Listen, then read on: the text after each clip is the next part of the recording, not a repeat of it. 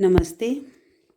आज हम संदेश लेखन के विषय में जानेंगे। संदेश लेखन क्या होता है?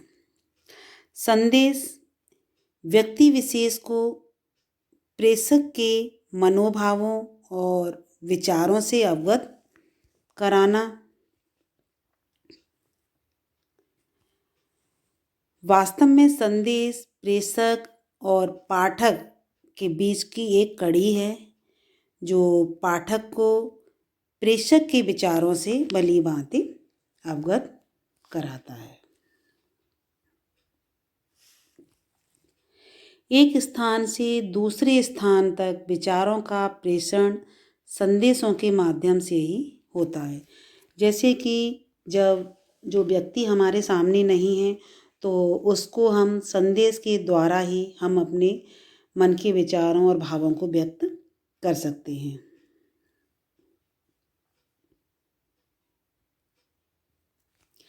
संदेश किसी व्यक्ति विशेष या किसी समूह द्वारा किसी व्यक्ति विशेष या फिर समूह को दिए जाते हैं। यह संदेश लिखित भी हो सकता है और मौखिक भी, दोनों ही हो सकते हैं। कोई भी संदेश व्यक्तिगत व सामूहिक भी हो सकता है। संदेश औपचारिक भी होते हैं और अनौपचारिक, दोनों तरह के हो सकते हैं। अनौपचारिक संदेश या व्यक्तिगत संदेश किसी अपने करीबी कोई संदेश या सूचना देने के लिए दिए जाते हैं। अनौपचारिक संदेश परिजनों के लिए और अपने रिश्तेदारों के लिए, मित्रगणों के लिए, उनके लिए भेजे जाते हैं। औपचारिक संदेश का क्या मतलब है कि यह किसी अधिकारी के लिए, ऑफिस के किसी कर्मचारी के लिए, आम जनमानस के लिए सार्वजनिक रूप से लिखे जाते हैं। अभिनेता द्वारा दिया जाता है यह संदेश, तो यह आम लोगों को प्रभावित करने के उद्देश्य से दिया जाता है। यह सार्वजनिक संदेश होता है। संदेश भेजने के माध्यम क्या हैं, उनके विषय में हम जानेंगे कि आजकल संदेश भेजने के सबसे बेहतरीन माध्यम व्हाट्सएप है, MMS, ईमेल, फेसबुक, ट्विटर आदि ऐसे अनेक सोशल मीडिया प्लेटफॉर्म हैं जिनके जरिए हम संदेश आजकल भेजते हैं। जैसे कि किसी का बर्थडे है तो उसे बर्थडे विश करना, और कोई भी अगर कोई शुभकामना देनी है तो वो भी हम व्हाट्सएप के माध्यम से उन्हें भेजते हैं। संदेश लिखने के प्रकार, कौन कौन से संदेश लिखे जाते हैं वो ये यहाँ निम्नलिखित हैं। नंबर 1 है हमारा शुभकामना संदेश। किसी को आपको शुभकामना देनी है। और सेकंड है हमारा शोक संदेश, किसी के दुख में शरीक होना है उसके लिए ये संदेश दिया जाता है। और तीसरा है हमारा पर्व या त्यौहार, जैसे अब दिवाली आई हुई है तो उसके लिए आपको संदेश देना।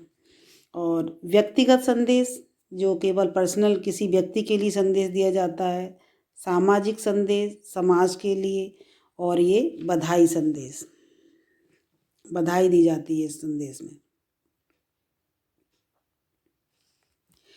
संदेश लेखन के समय किन किन बातों का हमें ध्यान रखना चाहिए, वो देखते हैं कि हमें किन किन बातों का ध्यान रखना है। संदेश को सबसे पहले तो हमें बॉक्स के अंदर ही लिखना है।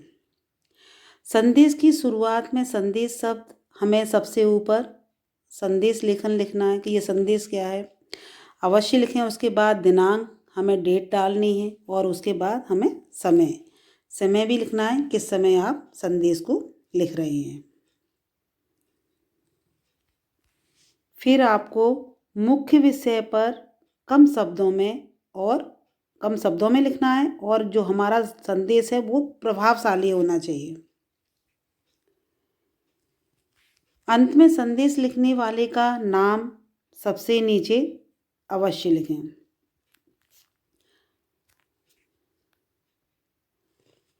संदेश लेखन का शब्द सीमा 30 से 40 शब्दों के बीच में होनी चाहिए, कम हो सकती है और इससे अधिक नहीं होनी चाहिए।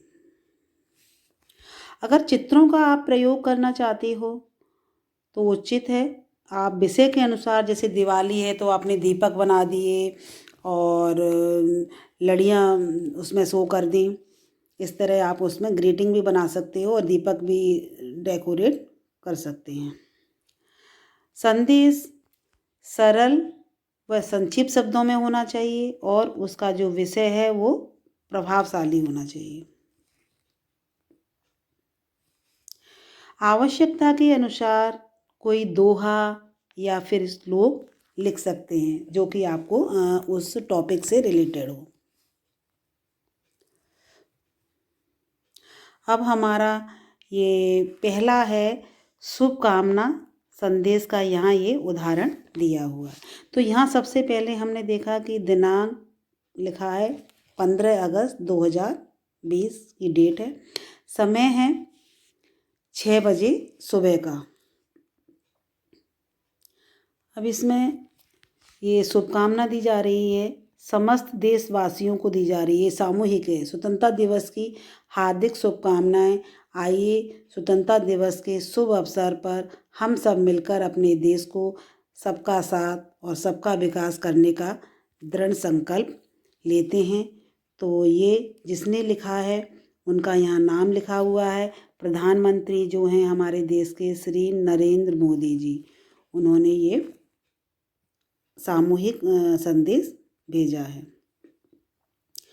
दूसरा है हमारा जन्मदिन पर शुभकामना संदेश का, यहाँ ये उदाहरण दिया हुआ है। तो यहाँ देखो स्टार्टिंग में ही ये लिखा हुआ है, कोटेशन दी हुई है कि तुम जियो हजारों साल, साल के दिन हो 50,000। ये आप ऊपर लिख सकते हो कोई श्लोक या कोई भी दोहा वगैरह। अब इसमें आप ये देखिए कि यहाँ डेट दे दी है 10 अक्टूबर 2020, समय है 10:30 का। प्रिय बेटी नेहा, जन्मदिन की हार्दिक शुभकामनाएं। आप दीर्घायु हो, आपकी लंबी आयु हो, आप स्वस्थ रहें और जीवन में निरंतर उन्नति के मार्ग पर अग्रसर रहें। मतलब भविष्य में आप अच्छा करें, आप उन्नति करते जाएं और मेरी यही ईश्वर से प्रार्थना है। और नीचे नाम लिखा है राम कुमार। तो यहाँ राम कुमार जैसे बेटी उन्होंने बोला है तो वो उनके ये पिता हैं, ये यहाँ पर स्पष्ट होता है इसके द्वारा। तो उन्होंने अपनी बेटी के लिए लंबी आयु की प्रार्थना की है, स्वस्थ रहने के लिए और निरंतर उन्नति के मार्ग पर अग्रसर होने के लिए बोला है संदेश के माध्यम से। तो यहाँ आपने ये 2 उदाहरण भी देखे और संदेश लेखन क्या होता है उसके विषय में भी जाना। धन्यवाद।